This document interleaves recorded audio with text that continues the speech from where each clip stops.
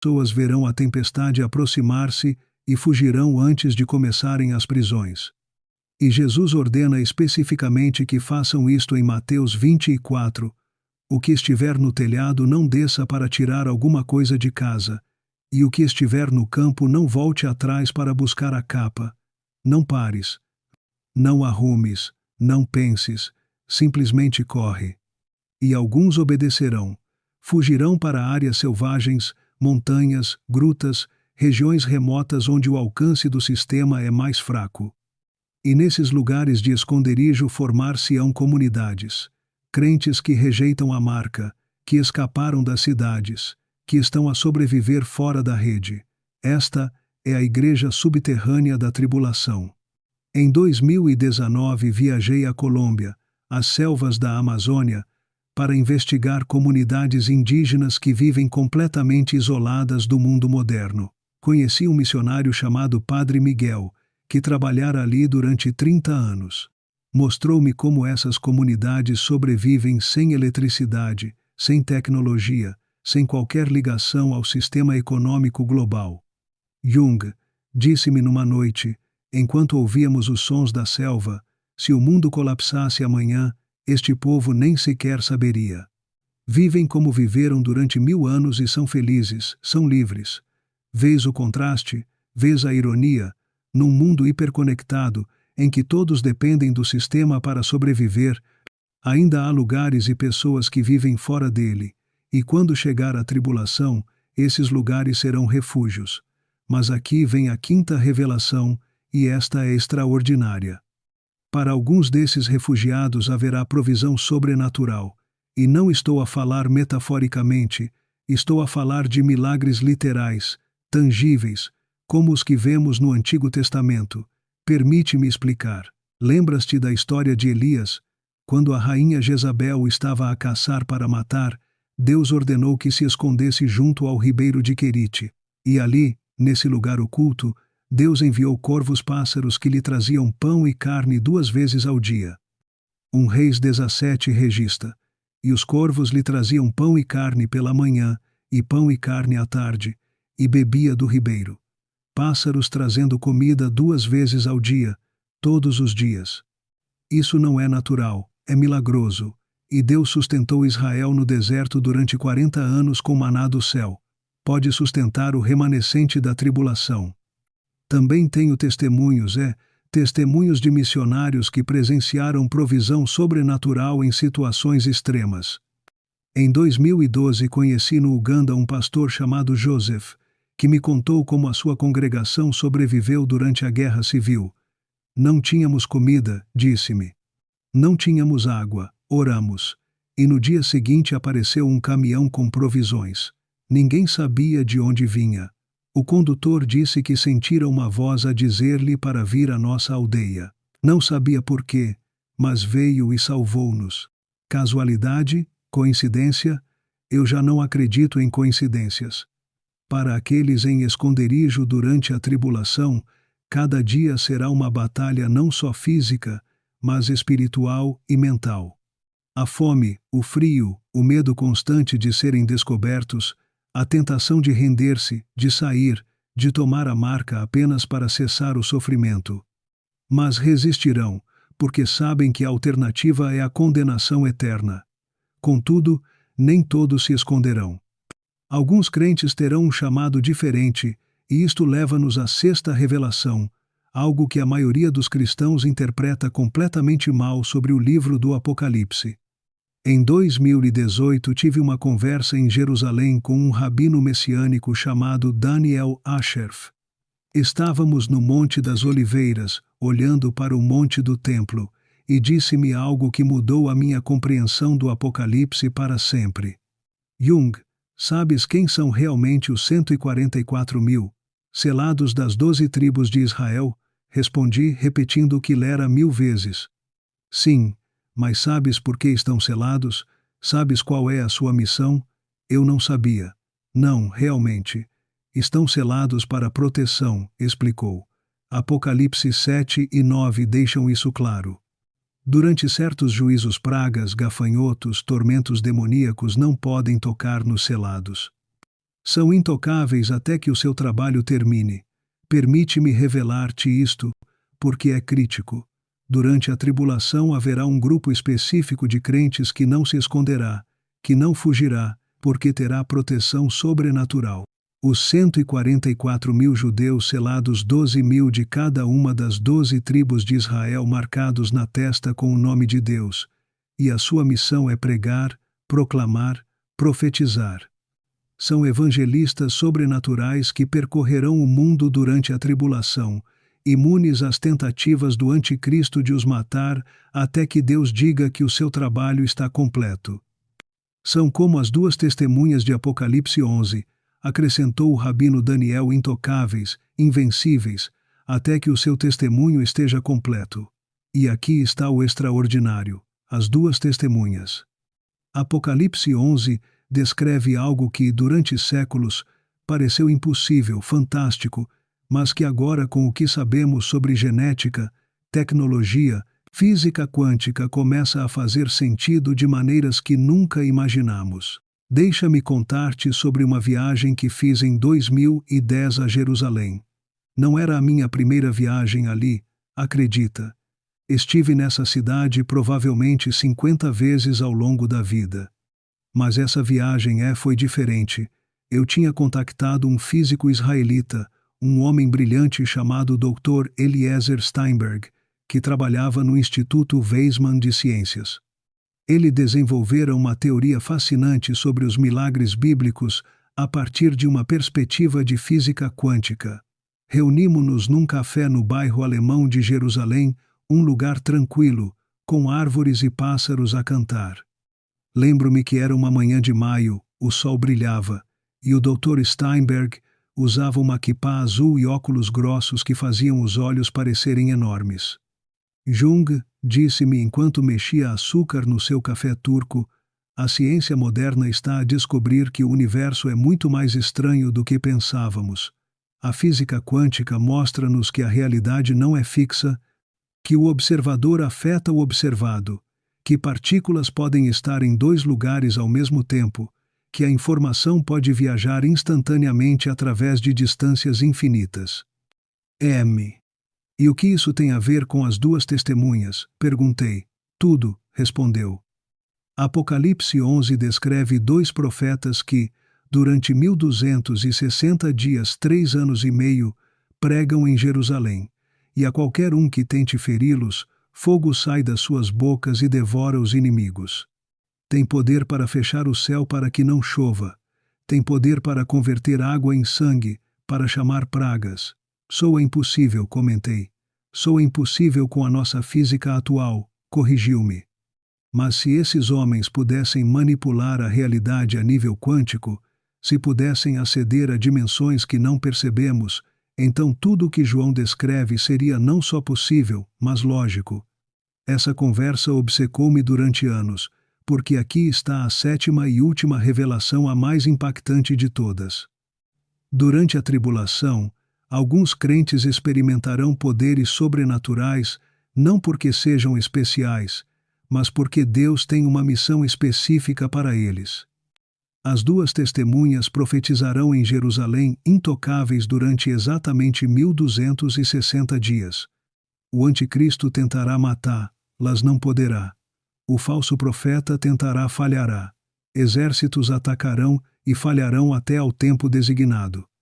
Permite-me ler-te exatamente o que diz Apocalipse 11 contra 5 até 6. Se alguém quiser fazer-lhes mal, fogo sairá da boca deles e devorará os seus inimigos. E se alguém lhes quiser fazer mal, importa que assim seja morto. Estes têm poder para fechar o céu, para que não chova nos dias da sua profecia, e têm poder sobre as águas para converter-las em sangue, e para ferir a terra com toda a sorte de pragas, quantas vezes quiserem. Quantas vezes quiserem. Lê de novo. Quantas vezes quiserem. Poder ilimitado para chamar pragas, deter a chuva, converter água em sangue durante 1260 dias completos. E então, quando o seu testemunho estiver completo, Deus permite que a besta as mate. Os seus corpos jazerão nas ruas de Jerusalém durante 3 dias e meio, enquanto o mundo celebra. As pessoas enviarão presentes umas às outras, felizes porque esses profetas incômodos finalmente morreram. E então Deus ressuscita-os ao vivo, em direto diante das câmaras do mundo inteiro, e eles ascendem ao céu numa nuvem, enquanto os inimigos os observam aterrorizados. Em 2016, eu estava numa conferência em Londres sobre escatologia bíblica, e após a minha apresentação, um homem aproximou-se. Era um antigo membro dos serviços de inteligência britânicos, reformado, que trabalhara em análise de ameaças globais. Jung, disse-me em voz baixa, o que o senhor escreveu sobre as duas testemunhas, nós modelamos. Modelaram? Perguntei, confuso. Sim, simulações por computador. Análise de cenários. O que aconteceria se dois indivíduos com essas capacidades aparecessem hoje em Jerusalém? Como responderia o mundo? Como reagiriam os governos? Eu insisti. Caos total, pânico. Cada governo tentaria capturar luz ou matar luz. Falhariam e isso só aumentaria o pânico. Os média entrariam em frenesi, as redes sociais explodiriam e milhões começariam a crer que são realmente profetas de Deus. Vês o que isto significa? Durante a tribulação, nem todos os crentes serão vítimas impotentes. Alguns serão testemunhas poderosas, sobrenaturalmente protegidas, proclamando a verdade em meio ao engano global. Mas aqui está a parte que muito poucos entendem. Mesmo essas testemunhas protegidas, mesmo os 144 mil selados, eventualmente enfrentarão o martírio. Porque a missão não é a sobrevivência, a missão é a fidelidade até a morte. Em 2013 viajei a Roma para investigar os arquivos do Vaticano sobre os primeiros mártires cristãos. Precisei de permissões especiais, contactos que desenvolvera ao longo de décadas de investigação. E ali, nesses arquivos empoeirados, encontrei relatos de testemunhas oculares sobre as execuções de cristãos no Coliseu. Um documento em particular impactou-me profundamente. Era uma carta escrita por um soldado romano chamado Marcus Flavius. No ano 203 d.C., descrevia a execução de uma jovem cristã chamada Perpétua. Marcos escreveu: via caminhar para as feras cantando hinos. O seu rosto brilhava com uma paz que não consigo explicar. Quando o leão a atacou, ela não gritou, não amaldiçoou, simplesmente fechou os olhos e sussurrou algo que não conseguia ouvir. E juro por todos os deuses de Roma que no momento da sua morte, literalmente vi uma luz sair do seu corpo e elevar-se ao céu. Alucinação? Imaginação de um soldado traumatizado? Talvez. Mas há centenas de relatos semelhantes. Centenas. E isto leva-nos ao momento mais difícil deste roteiro, a parte mais dura de enfrentar. O que acontece realmente à maioria dos que rejeitam a marca? São executados, e o método, pois o método é específico. Apocalipse 20:4 deixa-o brutalmente claro. E vi as almas dos decapitados por causa do testemunho de Jesus e por causa da palavra de Deus, os que não adoraram a besta nem a sua imagem e não receberam a marca na testa e nas mãos. Decapitados, não apenas mortos, decapitados especificamente. João viu este método há 2000 anos, um método que, naquele tempo, era comum entre os romanos, mas que quase desaparecera do mundo moderno, até agora, até que grupos terroristas modernos voltaram a usá-lo, filmando e transmitindo como propaganda. Casualidade? Já sabes a minha resposta. A decapitação é visceral, é desenhada para humilhar, aterrorizar, criar espetáculo. E durante a tribulação, essas execuções não serão escondidas, serão transmitidas, exibidas, usadas como propaganda. Apocalipse 13:15 diz: E foi-lhe concedido dar espírito à imagem da besta, para que a imagem da besta falasse e fizesse que fossem mortos todos os que não adorassem a imagem da besta. Todo aquele que não a adore deve ser morto.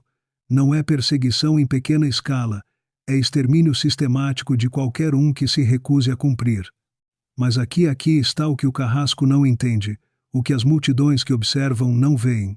Para o crente martirizado, o momento em que a espada cai é o momento da vitória definitiva.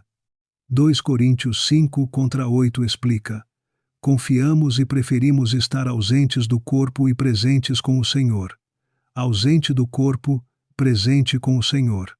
Não há sono da alma, não há período de espera, não há purgatório. No instante em que morres, se és crente, estás na presença de Jesus sem mais dor, sem mais sofrimento, sem mais perseguição. Gozo imediato, perfeito, eterno. O carrasco pensa que está a terminar a tua vida, mas na verdade está a abrir a porta do paraíso. Agora deixa-me ligar todos os pontos, todas as revelações que partilhei contigo ao longo destas páginas, porque aqui tudo ganha sentido de uma maneira que transformará completamente a tua compreensão, não apenas do Apocalipse, mas da própria vida. Permite-me levar-te de volta ao ponto de partida, aquela caverna em Patmos, onde João teve as visões. Voltei lá em 2020, pouco antes de o mundo mudar para sempre com a pandemia, e desta vez fui com uma compreensão completamente diferente do que João viu. O padre Nicos, o mesmo monge que me recebera em 2003, ainda estava ali. Agora tinha 90 anos, mas os seus olhos mantinham aquela clareza penetrante. Sentamo-nos na mesma caverna, no mesmo lugar onde 17 anos antes eu sentira aquela presença inexplicável. Voltaste, disse-me com um sorriso. Voltei porque agora entendo, respondi. Entendo o que João realmente viu. E o que viu? Perguntou-me, embora soubesse que ele conhecia a resposta. Viu uma escolha. Disse-lhe, a escolha mais importante que um ser humano pode fazer. Uma escolha entre conforto temporal e glória eterna, entre sobrevivência física e a vida verdadeira. O monge assentiu lentamente. Continua. Quando rejeitas a marca, continuei, perdes tudo neste mundo, a tua economia, a tua liberdade, provavelmente a tua vida, mas ganhas algo infinitamente mais valioso. Ganhas a tua alma. Ganhas a eternidade, ganhas o direito de reinar com Cristo durante 1000 anos e depois para sempre. E aqui está a revelação final, a mais transformadora de todas.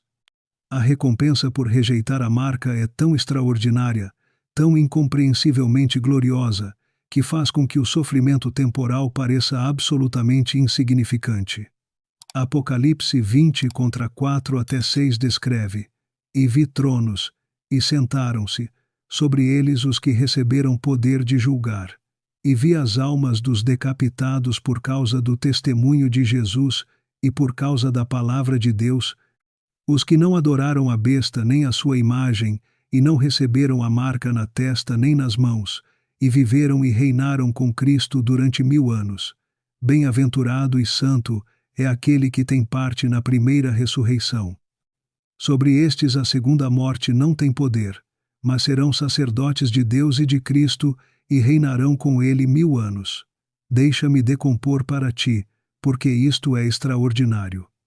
Os mártires da tribulação não apenas vão para o céu, reinam, sentam-se em tronos, recebem autoridade, governam com Cristo durante o reino milenar. Durante 1000 anos completos terão posições de autoridade e honra no reino terreno de Cristo. E, depois do milênio, continuam a reinar no estado eterno o novo céu e a nova terra para sempre. Perdes 70 anos no máximo na terra, ganhas anos infinitos reinando em glória. Em 2017 tive uma conversa com um matemático em Oxford, Inglaterra, um homem brilhante chamado Dr. Thomas Whitfield, que desenvolvera teoria sobre o infinito. Jung, disse-me, enquanto caminhávamos pelos jardins do Christ Church College, a mente humana não consegue realmente compreender o infinito. Qualquer número que imagines, por maior que seja, é zero comparado com o infinito. 1 milhão de anos de sofrimento comparado com a eternidade de glória é matematicamente zero, literalmente zero. Entendes o que isto significa? Paulo expressou-o perfeitamente em Romanos 8:18. Tenho por certo que as aflições do tempo presente não se comparam com a glória futura que em nós há de revelar-se. Não se comparam. Não estão na mesma categoria. A escala é tão diferente que a comparação não faz sentido. É como comparar uma gota de água com o oceano, um grão de areia com a praia, um segundo com a eternidade. Mas há uma dimensão a mais de que devemos falar. O teu rejeitar da marca não é apenas a tua própria salvação, é um testemunho. Quando rejeitas, quando suportas tortura em vez de adorar a besta, quando vais à espada do carrasco em vez de negar Cristo, as pessoas observam. Apocalipse 12:11 explica: eles o venceram pelo sangue do Cordeiro e pela palavra do testemunho deles, e não amaram as suas vidas até a morte. Venceram-no pelo sangue do Cordeiro e pela palavra do seu testemunho. O teu testemunho importa, a tua fidelidade fala. Cada mártir que morre rejeitando a marca é um sermão vivo bem, morrente de que Cristo vale mais do que a própria vida. E esse testemunho levará outros a rejeitar, a manter-se firmes, a escolher a eternidade sobre a sobrevivência temporal. A tua morte não é desperdiçada, é uma arma contra o sistema da besta. Permite-me contar-te uma última história. Em 2019 conheci na Turquia um ancião de 102 anos chamado Agob. Ele sobrevivera ao genocídio armênio de 1915. Contou-me como, quando tinha 7 anos, viu o pai ser executado por recusar-se a converter ao islamismo. De que te lembras desse momento? Perguntei com delicadeza. Lembro-me dos olhos dele, disse-me com lágrimas a correr pelas faces enrugadas. Os meus olhos enquanto o levavam, não havia medo neles, havia paz, havia algo mais, algo que não pude entender até anos depois, quando me tornei cristão. O que era? Perguntei. Era gozo. Gozo por saber que, em poucos segundos, estaria com Jesus. E esse gozo salvou-me, porque se o meu pai podia morrer com aquela paz, com aquele gozo, então o seu Deus devia ser real, e decidi que um dia conheceria esse Deus. Vês o poder do testemunho? Agora deixa-me dizer-te algo mais. Talvez estejas a pensar, isto parece impossível, eu nunca conseguiria suportar esse tipo de sofrimento, nunca conseguiria enfrentar a execução com fé. E tens razão, por ti mesmo, não poderias. Nenhum de nós poderia. Mas aqui está a promessa de Jesus em Mateus 10:19-20. Quando vos entregarem, não vos preocupeis com como ou o que haveis de falar, porque naquela hora vos será dado o que haveis de dizer. Porque não sois vós que falais, mas o Espírito de vosso Pai é que fala em vós. Naquela hora te será dado. Não precisas da força agora. Recebê-la-ás quando precisares. Durante os primeiros 300 anos do cristianismo, ser cristão significava arriscar a vida. O Império Romano via o cristianismo como uma ameaça, um culto, uma superstição perigosa e perseguiu. E, no entanto, o cristianismo cresceu. O pai da Igreja Tertuliano disse famosamente: o sangue dos mártires é a semente da Igreja. Porque, quando as pessoas viam cristãos enfrentar a morte com gozo, com paz, com fé inabalável, isso convencia-as. O que é que estas pessoas sabem para estarem dispostas a morrer? Que esperança tem que faz com que o sofrimento não signifique nada? E muitos pagãos que iam ver cristãos morrer acabavam por se converter eles mesmos. Deixa-me falar-te de Policarpo. Já te contei a sua história no início, mas agora entenderás o seu significado completo. Tinha 86 anos quando foi preso. Ofereceram-lhe um acordo: nega Cristo e vive. A sua resposta: há 86 anos que o sirvo e ele nenhum mal me fez. Como posso blasfemar o meu rei que me salvou? Queimaram-no na estaca, e as testemunhas relataram que Policarpo cantava hinos enquanto as chamas o consumiam. Isso, meus amigos, é vitória. Então deixa-me resumir tudo o que descobrimos. Quando rejeitas a marca, a tua vida como a conheces termina instantaneamente. Ficas fora do sistema econômico. És caçado ativamente pela tecnologia e pelas pessoas. És preso, tentam quebrar a tua vontade e, eventualmente para a maioria, vem a execução por decapitação, mas também a fuga para alguns.